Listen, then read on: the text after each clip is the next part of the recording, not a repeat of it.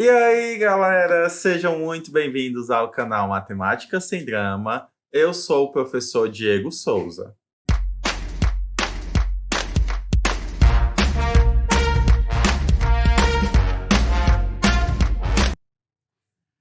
Bem, na aula de hoje a gente vai continuar dando continuidade aos exercícios que a gente estava resolvendo, tá? Resolvemos um na aula passada. Se você não assistiu ainda, clica no card que aparece aí em cima e hoje a gente vai resolver a próxima questão, a nossa segunda questão. Bem, para a segunda questão, turma, nós vamos ter o seguinte. Bem, nós vamos responder a segunda questão, que aí eu vou fazer a leitura junto com vocês. Olha o que diz a segunda questão.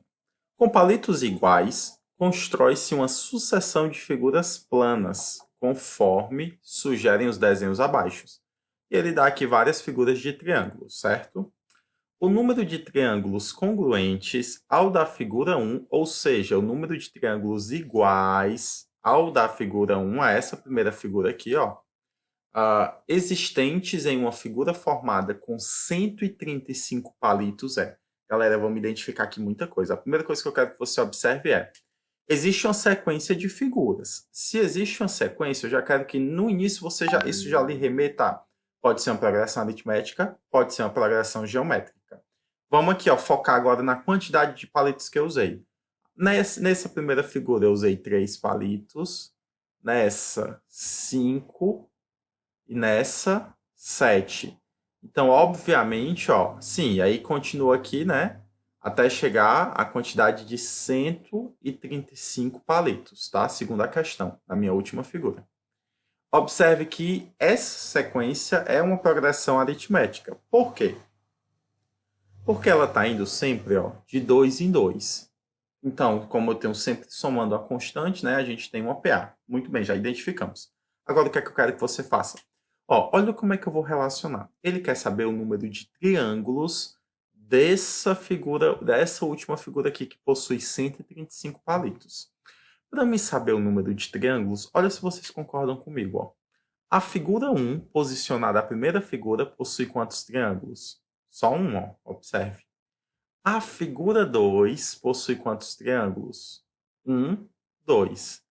A figura 3, posicionado na terceira posição, possui 3 triângulos. Então, observem que se eu souber a posição dessa figura, dessa última figura, automaticamente eu vou saber a quantidade de triângulos dela, porque é exatamente igual à posição que essa figura se encontra na nossa sequência, tá bom?